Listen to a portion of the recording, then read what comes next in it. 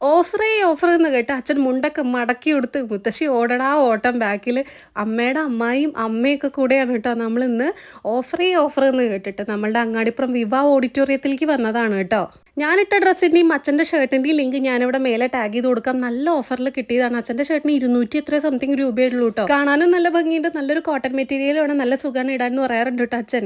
പിന്നെ എന്താ പറയുക, നമ്മൾ ആ ഒരു ഓഡിറ്റോറിയത്തിലേക്ക് എത്തി. ഇത് തമിഴരുടെ അല്ലേ, ഐ മീൻ ചെന്നൈ ഒരു സൂപ്പർ മേളയാണ് കേട്ടോ. തമിഴരുടെ സ്റ്റൈലായിട്ടുള്ള എല്ലാവിധ പാത്രങ്ങൾ, വീട്ടിലേക്കുള്ള എല്ലാവിധ സംഭവങ്ങളും ഞാൻ ഇവിടെ കണ്ടിട്ടുണ്ടായിരുന്നു. എനിക്ക് എന്തായാലും നല്ല ഇഷ്ടമായിട്ടോ. കാരണം നമ്മൾ മലയാളികളുടെ ഒരേ എപ്പോഴും നമ്മൾ ഈ ഒരു മഹാമേള അങ്ങനെ മേളകളൊക്കെ ഇല്ലേ, സ്റ്റോളൊക്കെ ഇല്ലേ, അവിടെയൊക്കെ നമ്മൾ എപ്പോഴും കണ്ടുവരുന്ന സാധനങ്ങൾ മാത്രമായതുകൊണ്ട് ഒരു സുഖമില്ല, നമുക്ക് ഏത് വാങ്ങണം, ഇത് എപ്പോഴും കാണാറുള്ളതല്ലേ എന്നൊക്കെ. പക്ഷെ ഇവിടെ അങ്ങനെയല്ല കേട്ടോ. കാണാത്ത ഐറ്റം എല്ലാം 169 രൂപയുള്ളൂ. ഏതെടുത്താലും 169 രൂപയുള്ളൂ കേട്ടോ. അപ്പം ഞങ്ങൾ ചെന്നന്ന് രണ്ടാമത്തെ ദിവസമായിരുന്നു തോന്നുന്നു. പക്ഷെ അധികമൊന്നും തിരക്കുണ്ടായിരുന്നില്ല. പിന്നെ ഭയങ്കര തിരക്കായിരുന്നു കേട്ടോ. അപ്പം നമ്മളെ വീഡിയോ കാണാറുള്ള കുറേ പേര് അവിടെ നിന്ന് പരിചയപ്പെട്ടു. നമ്മളെ ഹെയർ ഓയിൽ വാങ്ങിക്കുന്ന ആൾക്കാരെ കണ്ടു, പരിചയപ്പെട്ടു.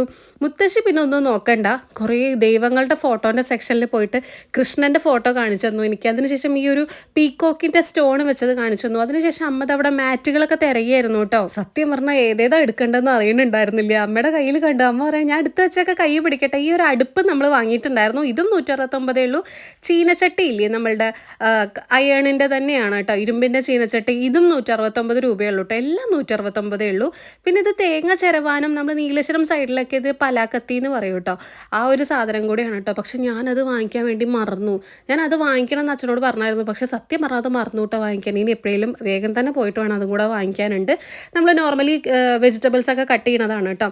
പായല്ലേ നമ്മളുടെ പുൽപ്പായ പോലത്തെ പായയൊക്കെ 169. അതുപോലെ തന്നെ ഈ ഒരു പൂക്കോട്ട 169. ഗ്ലാസ്സുകളൊക്കെ എത്രയോ സെറ്റിനാണ് 169, ഒരെണ്ണത്തിനല്ല കേട്ടോ. എന്തായാലും നമ്മളൊരു തമിഴ്നാട്ടിലൊക്കെ പോയ അതേ ഒരു ഫീലാണ്. എനിക്ക് നന്നായിട്ട് ഇഷ്ടമായി. എനിക്ക് അല്ലെങ്കിലും കോയമ്പത്തൂർ, ചെന്നൈ ആ ഒരു അവിടുത്തെ ഒരു കൾച്ചറൊക്കെ എനിക്ക് നല്ല ഇഷ്ടമാണ് കേട്ടോ.